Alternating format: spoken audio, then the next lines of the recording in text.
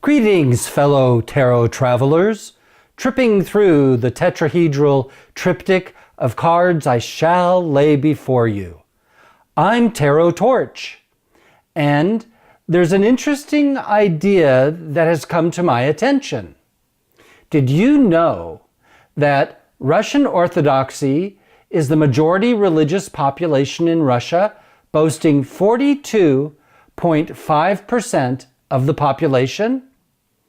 Christianity in general is approximately 47% of the national population.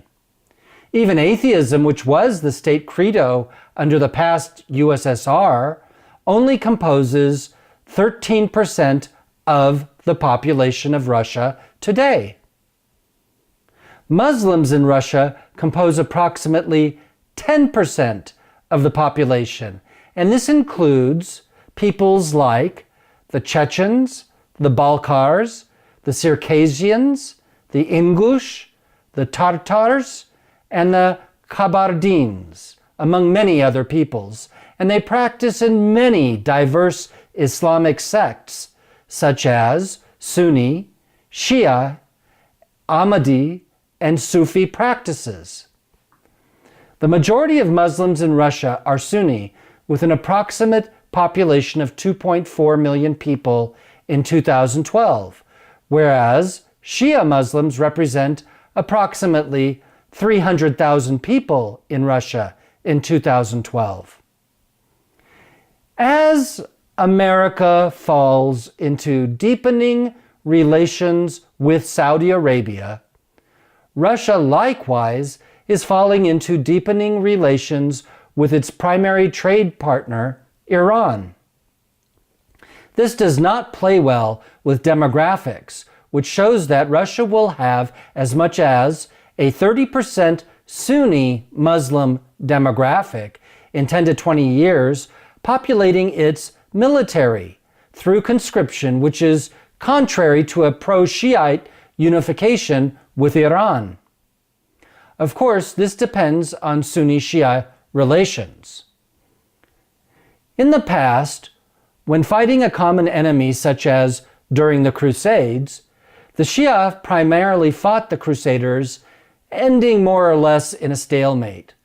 But when the Sunnis got involved in the war, having a larger population base, the victory started falling to the Sunnis and not the Crusaders. Currently, there is a power struggle in the world between the Sunni and Shia communities. We can see this clearly in the war in Yemen, where the Sunni nation of Saudi Arabia is invading Yemen, which is a Shia nation. Both Shia and Sunni are vying for supremacy in the Muslim world, especially should a caliphate form. Both communities have their separate prophecies for the end of the world, whereby each community claims it is to play the role of world dominator. Russia directly borders Kazakhstan and Azerbaijan, as well as Dagestan, but shares borders across the Caspian and Black Seas with Turkmenistan and Turkey, and with many more majority Muslim population nations just beyond these Muslim bordering nations. Russia has, in the past, invaded Chechnya and Afghanistan, which are Muslim countries or regions, and Russia may invade other Muslim countries in the future. Will Russia continue its power struggle with Muslims, as does India and Israel?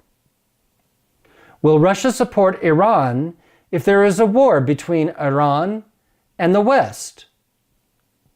Will a large Sunni contingency in its army affect Russia's approach to Iran?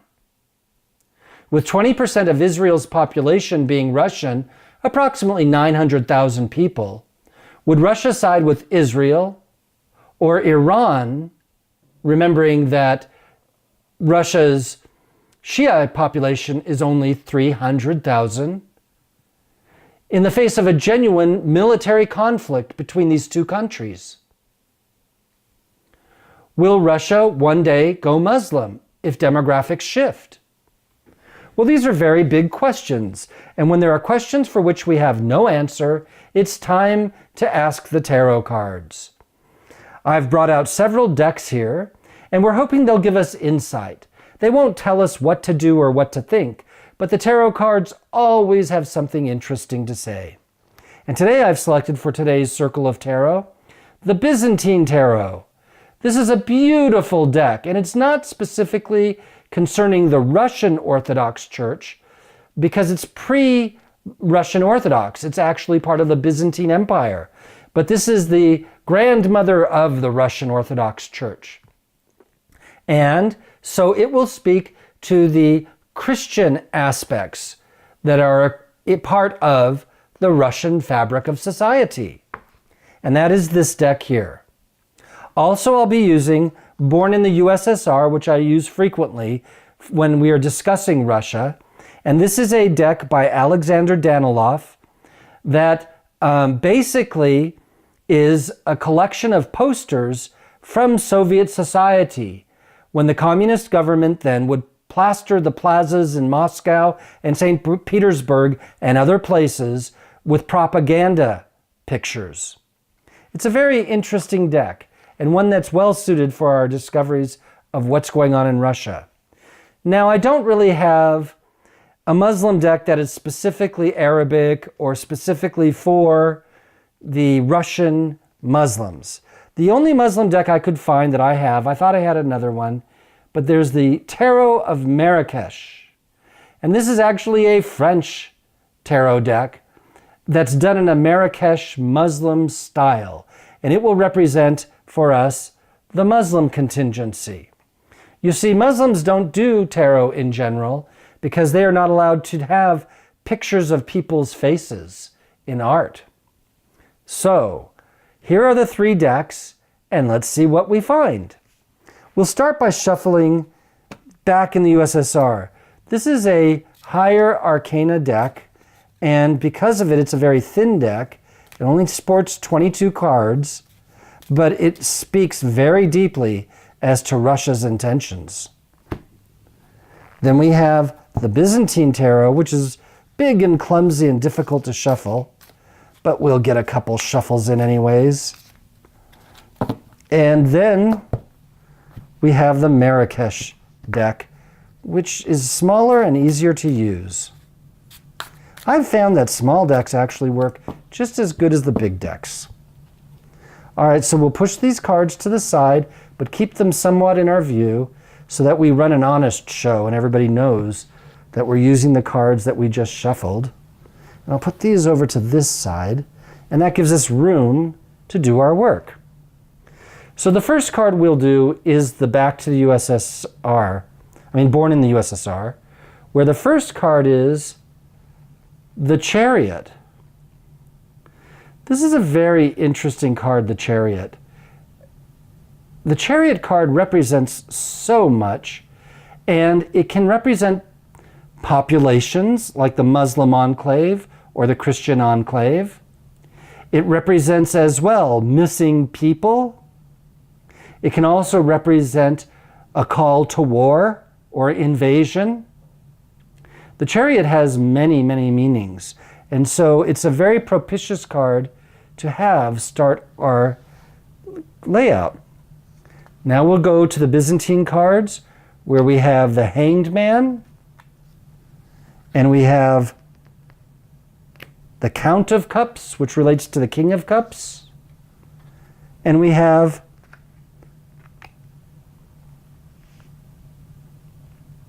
it looks like it says, let me get my second pair of glasses here that are a bit stronger. The Two of Staffs, which is like the Two of Rods. Here, let me show you each of these beautiful Byzantine cards. Here's the Two of Staffs.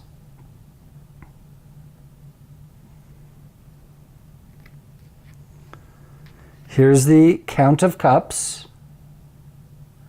Look at that beautiful, rich blue color. And here's the Hanged Man.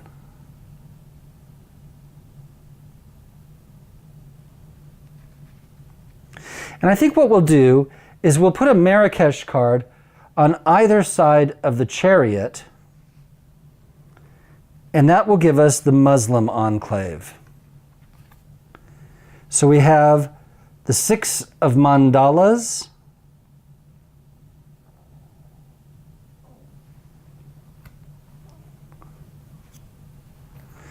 and we have the 4 of fire. Now the 6 of mandalas relates basically to the 6 of coins. This deck is very interesting. It has, let me see if I can find some of the cards. The urns are the cups. The fire is the rods. The scimitars are the swords. And the mandalas are the coins. So we have a 6 of coins, a 4 of rods, and we have the chariot. We also have the 2 of rods here. So what does this all mean? Well, the first thing I'm noticing is that Russia is an aggressive and burgeoning nation, a very dynamic place. And there are cultural conflicts and religious conflicts. There are cultural enclaves that overtake others with populations. And there is a need for cultural conflict with neighboring countries. That's the nature of the game. And the Count of Cups, typically this is a card relating these days to Putin, but it could be anyone who is the leader of Russia. And so the leader of Russia, whomever it may be at the time, currently it's Putin, is the one who manifests the power of the chariot and determines where the national priorities will be. In the past, on the Muslim issue, there has been suspended animation, a stalemate of sorts, where nothing could seem to go forward. The 6 of coins represents expansion, usually expansion monetarily, and the 4 of fires is a stalemate. So what we have here is a desire for the oil, the diamonds, the lithium, and the resources that are in these small stand states that used to be part of the USSR, but nothing has been done. Nothing has been done to acquire these goods, but these are the goods they want. As you can see, the chariot is driving this way towards the 6 of mandalas. They want that money and they want those resources, and they're fully aware of them. And they know it would be a conflict with the Muslim states to go and get it. And there's a stalemate. They just can't go any further. And here they are at the crossroads, dealing with this issue as the Muslim society and population levels seems to be growing in power within their own ranks, slowly absorbing them and causing more inertia and indecision because they don't want to threaten their own population's adherence to Russian law. They want everyone to have full allegiance to the Russian government. They don't want to upset the Muslim community too much, but they want the goods and they're going to go get those goods. They just aren't going and acting now. But there is the plan to go and get the scarce world resources, the gold, the diamonds, the coal, the lithium, and the oil and the natural gas out of those Muslim stand states that are just outside the border of Russia. The thing is that they're at a crossroads of stillness where they cannot act yet, and they cannot act at all. So let's find a card to clarify this. What card would clarify this? I think we'll go back to the Byzantium and find out the nature of this crossroad. And we have justice. Now, justice is a very, very, very powerful card. The justice card means that there's a cosmic level working here. As mentioned before, the Muslims have their prophecies, and the Christians have their godful prophecies as well. And when you deal with prophecies and you deal with justice issues, such as the fact that Russia did invade Chechnya and did invade Afghanistan, You're dealing with things of cosmic proportions. Although the ruler of Russia would like to go and get the goods out of those stand states and exploit them, really with no concern for the Muslim nations particularly at all, the fact remains that they're at an impasse because there's a cosmic level of justice interplaying with all of this. They are in suspended animation as the scales balance out. And this is a very profound thing. This reading is much more deep than we all realize, because you see, the expansion materially may be what Russia has in mind as it seeks to invade these smaller stan regions like Turkmenistan, Azerbaijan, and all the other little Dagestan and all the other little countries surrounding it. But they are growing, like in Uzbekistan. They're growing leaps and bounds. They're building very interesting architecture, and they're developing very complicated and sophisticated societies of their own. This expansion speaks of these countries growing by their own right. And the more they grow, the more they can thwart the Russian chariot. Well, there is a stalemate mentioned here and here. But the gentleman who looks like Stalin, who's on top of the tank, doesn't appear to be paying attention to this stalemate, but he can't miss this one. And Putin may not see this one, but he can't miss this one. There is an impasse, folks, and it's because there's an angel present. And when the angel of justice is present, everybody must stop and listen to the silence.